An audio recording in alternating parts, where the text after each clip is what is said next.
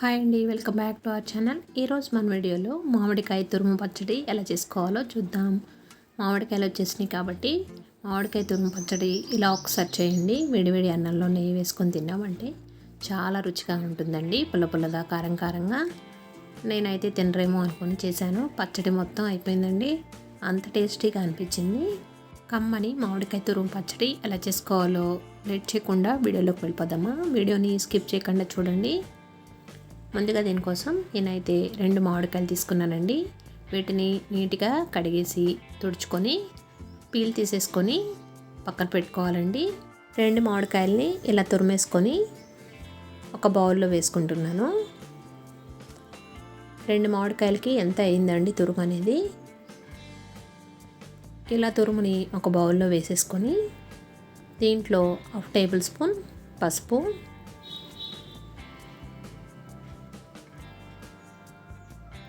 1 table spoon కారం వేసుకుంటున్నాను. కారం అనేది ఎక్కువగానే పడుతుందండి, పులుపు కాబట్టి మామిడికాయ.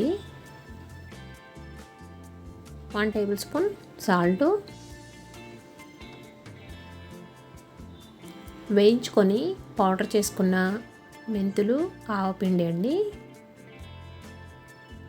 మెంతులు తక్కువ, ఆవపిండి ఎక్కువ అండి. అలా రెండింటిని ఇలా పౌడర్ చేసేసుకొని వేసుకొని వీటన్నింటినీ ఈ తురుములో బాగా కలిసేటట్టు కలుపుకోవాలండి.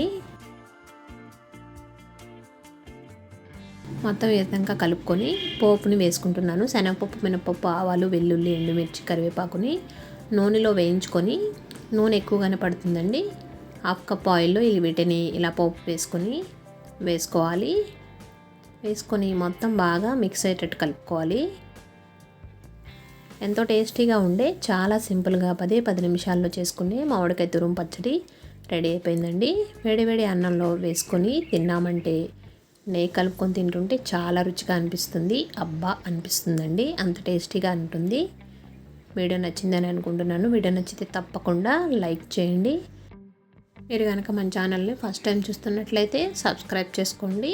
ఫ్రెండ్స్కి, రిలేటివ్స్కి షేర్ చేయండి. మీరు కూడా ట్రై చేసి ఎలా వచ్చిందో కామెంట్ సెక్షన్లో కామెంట్ పెట్టండి. Thanks for watching.